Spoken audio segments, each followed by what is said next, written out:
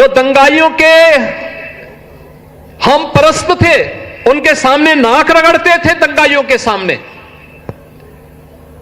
आज जब दंगाई अपने बिल के अंदर घुस चुका है और जो घुसना नहीं चाहता था उसको जबरदस्ती नाक रगड़ करके आज प्रदेश को दंगा मुक्त करने का कार्य किया, तो उसके जितने भी हमदर्द थे वे सब परेशान हो उठे हैं। उनके आका भी उनको पीछे से धकियाते होंगे कि वे पैसा लिए हो तो कुछ तो उपद्रव करो, लेकिन उनको मालूम है उपद्रव करेंगे तो फिर उत्तर प्रदेश सरकार उपद्रवियों के साथ किस प्रकार का व्यवहार करती है यह भी उनको मालूम है। अब उत्तर प्रदेश उपद्रव प्रदेश नहीं, उत्सव प्रदेश है, उत्सव प्रदेश। बहनों और भाइयों, हम सबको याद रखना होगा 2017 के बाद की डबल इंजन सरकार की यात्रा। 2017 के पहले उत्तर प्रदेश में क्या था?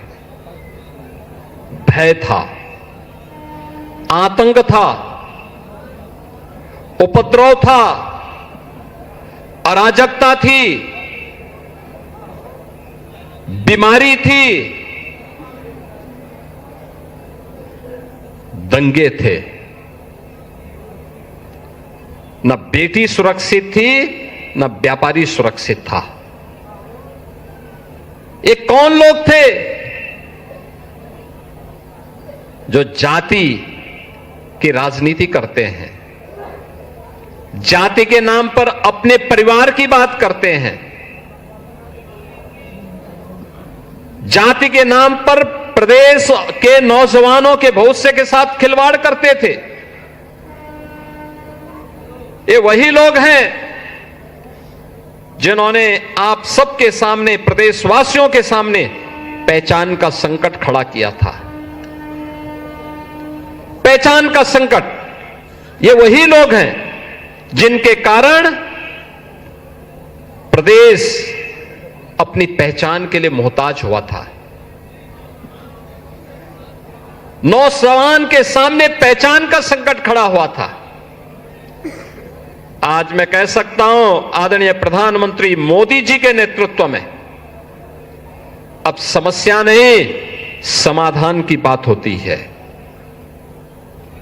अब माफिया और मच्छर और इंसेफ्लाइटिस नहीं, बल्कि गोरखपुर की वर्ल्ड क्लास सड़कें, AIIMS, fertiliser, medical college, Ayush विश्वविद्यालय और गीडा में आ रहा ना निवेश, पूर्वांचल एक्सप्रेसवे का लिंक एक्सप्रेसवे आज एक गोरखपुर की पहचान बन रही है। एक नया गोरखपुर, नए भारत का नया उत्तर प्रदेश, तो नए उत्तर प्रदेश का नया गोरखपुर। और उस नए उत्तर प्रदेश के लिए अब बीमारू से ब्रेक थ्रू और ब्रेक थ्रू से पहचान की एक रिकोडिंग करने की प्रक्रिया के साथ अब उत्तर प्रदेश आगे बढ़ चला है। तो स्वाभाविक रूप से ये परिवारवादी और जातिवादी मानसिकता के लोग कैसे इसको बर्दाश्त करेंगे? जो दंगाइयों के हम परस्त थे, उनके सामने नाक रगड़ते थे दंगाइयों के सामने। आज जब दंगाई अपने बिल के अंदर घुस चुका है और जो घुसना नहीं चाहता था उसको जबरदस्ती नाक रगड़ करके आज प्रदेश को दंगा मुक्त करने का कार्य किया, तो उसके जितने भी हमदर्द थे वे सब परेशान हो उठे हैं, क्योंकि उन सब की आजीविका पर इसका बुरा असर पड़ गया है। हमने नौजवानों के लिए आजीविका के अवसर दिए हैं। ये डबल इंजन सरकार ने नौजवानों को सरकारी नौकरी भी दी है और निवेश का बेहतरीन वातावरण बना करके प्रदेश में निवेश की एक नई बहार बहाई है। निवेश आता तब है जब सुरक्षा का माहौल होता है। निवेश आता तब है जब अच्छा इंफ्रास्ट्रक्चर होता है। निवेश आता तब है जब स्केल को स्किलिंग में बदल करके नौजवानों को उन्हीं के गांव में, उन्हीं के जनपद में, उन्हीं के क्षेत्र में उन्हीं के प्रदेश में नौकरी की सुविधा प्राप्त होती है। और हम कह सकते हैं उत्तर प्रदेश में आया हुआ 45 लाख करोड़ रुपए का निवेश का प्रस्ताव उत्तर प्रदेश के अंदर 1.5 करोड़ से अधिक नौजवानों के लिए नौकरी की गारंटी का दस्तावेज है। और उत्तर प्रदेश के नौजवानों को इसके माध्यम से आज उत्तर प्रदेश के अंदर नौकरी मिल रही है। आप जाइए ना, फर्टिलाइजर हो या एम्स, आपको देखना है गीड़ा से लेकर के धूलियापार तक आज एक लंबी श्रृंखला उद्योगों की लग चुकी है। यहीं के नौजवान को यहीं पे स्किल डेवलपमेंट करते हुए नौकरी और रोजगार की सुविधा प्राप्त हो रही है। कोई सोचता था 4 लेन की कनेक्टिविटी होगी बरगदवा से नकहा के बीच, नकहा से स्पोर्ट्स कॉलेज होते मोदीपुर तक, फर्टिलाइजर तक, एयरपोर्ट से लेकर के सुनौली तक,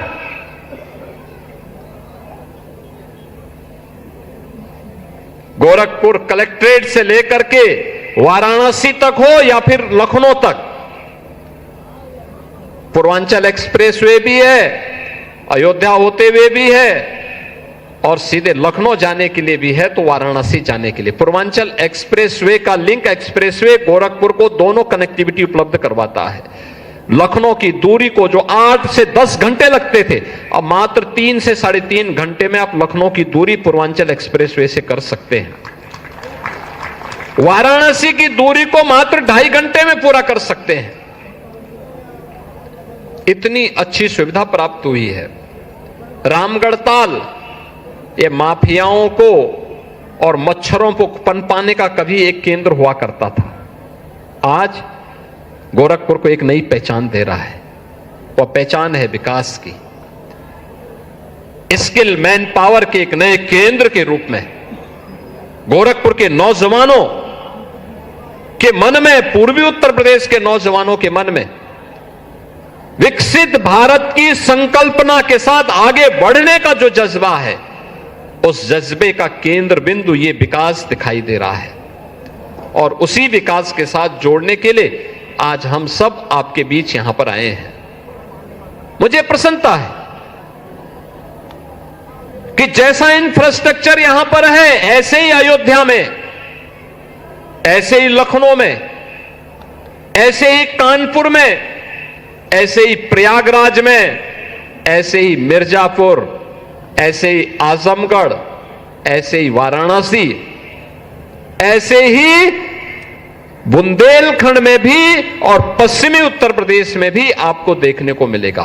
यानी विकास अब केंद्रित एक जनपद में एक परिवार की विरासत बनकर के नहीं रहेगा, बल्कि समग्र प्रदेश को उस विकास के साथ हम जोड़ने का काम करेंगे और विकास की इस प्रक्रिया के साथ प्रदेश को विकसित भारत के अभियान का सारथी बनाने का काम करेंगे। और उसी विकसित भारत की इस यात्रा को आगे बढ़ाने के लिए आज बहनों और भाइयों, मुझे आपके बीच में इन योजनाओं के माध्यम से फिर आने का अवसर प्राप्त हुआ है। एक अवसर है हम सबके सामने। याद करना, जब भी विकास की प्रक्रिया आगे बढ़ेगी तो परिवारवादी और जातिवादी ताकतें फिर से सिर उठा करके अव्यवस्था पैदा करने का प्रयास करेंगे,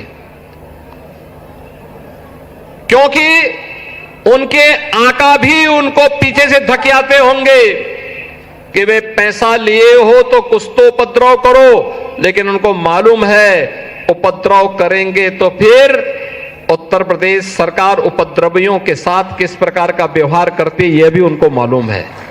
अब उत्तर प्रदेश उपद्रव प्रदेश नहीं, उत्सव प्रदेश है, उत्सव प्रदेश।